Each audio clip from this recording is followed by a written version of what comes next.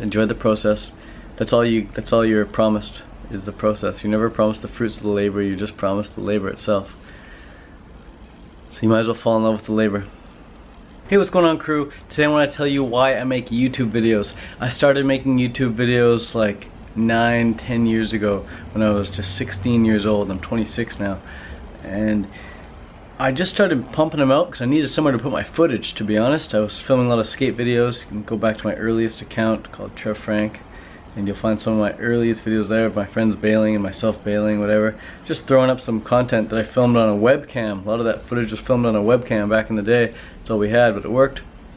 And a lot of the videos, those early videos, like there weren't that many people on YouTube. So if you like made a video called skateboarding, there was a good chance it would be like at the top. And one of my videos went viral, and I started making like 150 bucks a month from it. It was like a 3-second video of my friend skateboarding on ice.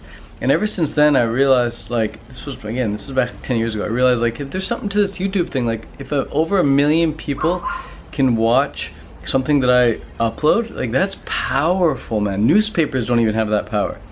When a newspaper goes out to a city, it has, like, what, 100,000, 200,000, maybe 3, 4, 500,000 people look at that newspaper.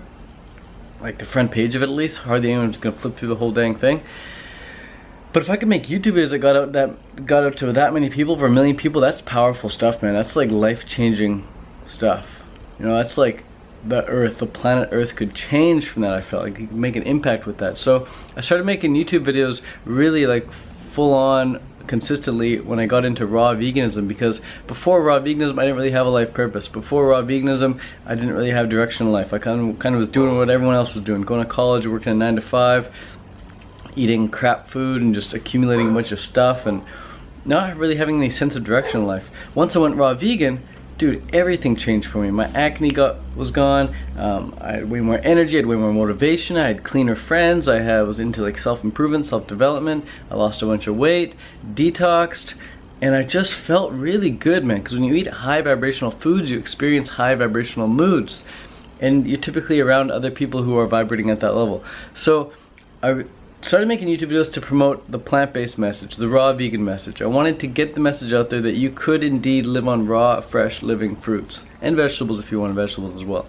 Now, there's a lot of people out there who say that's quite cultish, and you know, they may sound like I'm, you know, a supremacist, or I'm like superior over everyone else because I eat fresh, raw, living foods. That's definitely not the case. For me, I feel, and for the other people who eat 100% raw vegan, we feel that eating fresh, raw, living foods is the way to go for us and every other animal in nature that eats raw food. Every other animal in nature eats raw food. I'm not saying humans have to eat raw food because every other animal in nature eats raw food. I'm just saying that because every other animal in nature makes raw food, for us it made a lot of sense to try that out as well, and it seemed to work really well for us. Now, not even a lot of people stay raw once they go raw. A lot of people use it as just like a temporary detox, temporary cleanse type thing. But for me, having done it now for 7 years and having idols and mentors and, you know, people who really inspire me, who've been doing it for 20, 30, 40 years, that really motivates, that really inspires me. Am I going to be 100% raw vegan forever? I don't know. But for now, it really makes sense. For now, it really makes sense. I'm continuing to feel good on it. And every time in the past I went back and ate some cooked food, I never felt great on it. So I just want to keep the raw train growing and going. So really, the reason I make YouTube videos continuously, so I started making YouTube videos to get the plant-based message out there, just to get up to a few hundred, a few thousand people, just to speak my mind.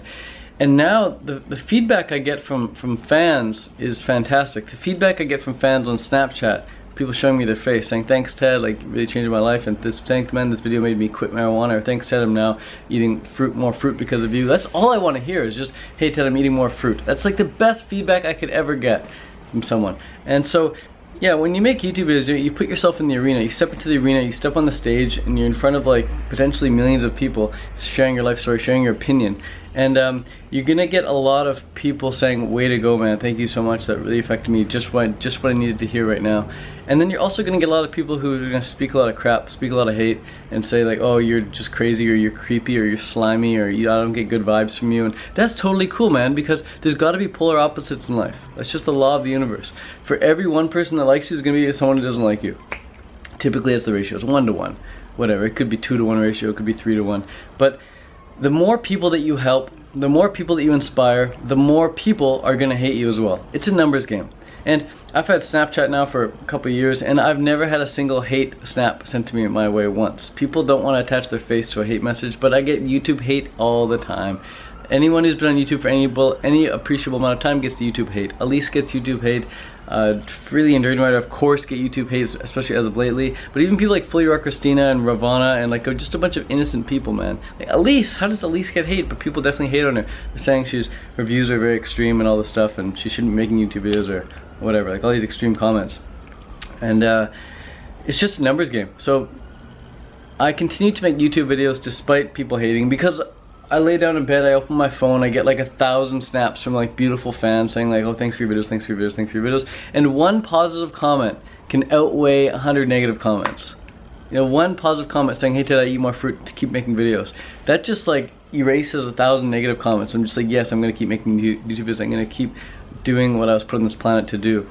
And back in the day, you know, back in the caveman days, I'm sure people had a sense of life purpose, like they were designed to like draw on cave walls, be artists on cave walls, because that was the technology back then. And then when writing came out, people were like, oh, I was destined to be a writer and just like write my message.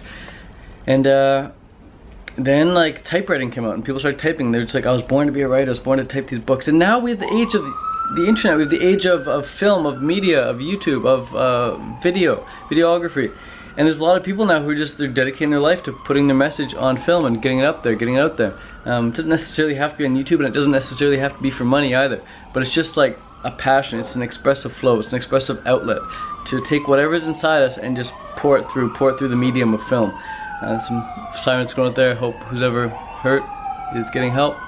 But yeah, man, I just want to say, like, if you ever get on YouTube and haters are getting you down, just know that you're beautiful and you're important, and it doesn't matter what anyone says about you, because they don't even know you. You know you, your family knows you, the people closest to you know you, and yeah, man, you're worth it. You mean something to a lot of people, and there's something that you have that other people want. So by you just sharing your life, sharing your opinion on camera like this, people are really gonna benefit from that. Just realize that, hey, this person is an example out there. This person is an example.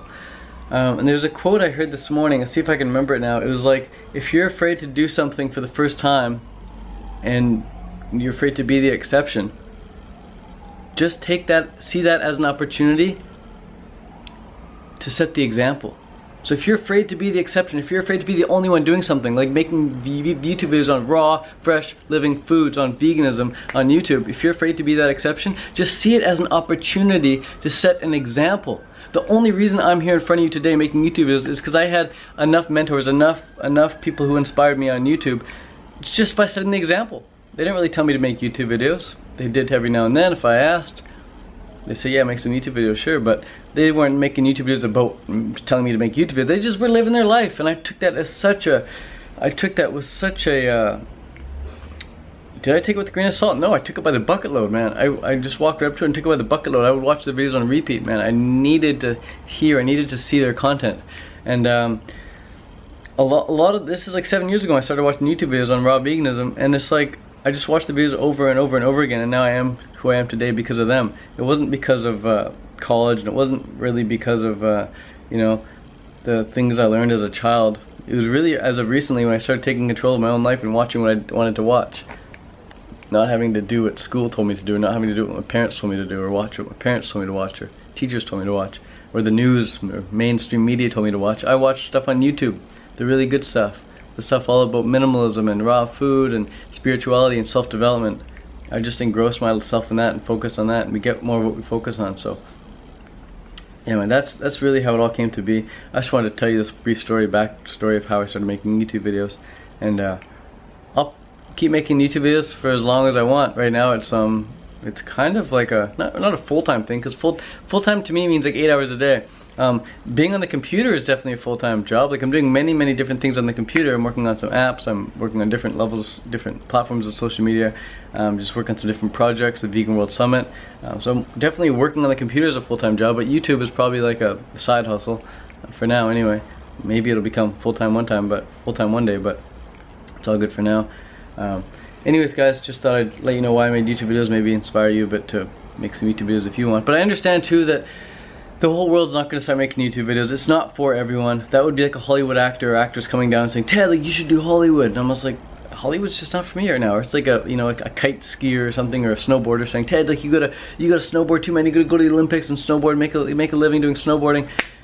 I used to think like everyone should do YouTube videos. Everyone I meet still, I can see potential in people. That's one of my strengths for sure. I can see strength in people that they don't see themselves necessarily. Maybe that's a weakness. Maybe I can see into people stuff that they can't see themselves, and you know, it makes me want to cast my opinion on them and say, like, you know, you'd be great on YouTube. You'd be great on YouTube. And then people might see that as like controlling, or people see that as like just too aggressive, too in your face. But it's just like, I'm just so passionate about making YouTube videos, and I can see the potential in others. I know everyone's got something inside them that they want to share, and you just know those people who, when you see them, you know that other people would love to see them. Like when I look at someone or talk with someone, and I really enjoy that, I'm like, dude, the whole world would love to talk with you. The whole world would love to hear what you have to say. And if you just picked up a camera and pressed record and then started uploading videos on a regular basis, your channel would grow significantly.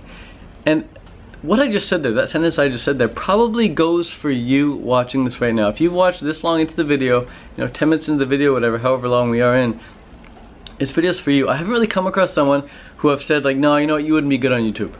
Just, if you want to make YouTube videos, you will do it. And if you don't really want to make YouTube videos, you're just not going to. So I guess it's fine. It's a moot point saying that, you know, you should or whatever. Because you will if you want to, and if you don't want to, you won't. The people who make YouTube videos are the people who like find a way to make them no matter what kind of internet state they're in, or what kind of camera they have, or what they have on their mind. Like, they're just gonna find a way to make a YouTube video. I sat down here to make this video without even knowing what I was gonna talk about. I was just like, I need to get some off my chest, let's just make a YouTube video. So those who want to make it will find a way. It's like that with anything in life, man.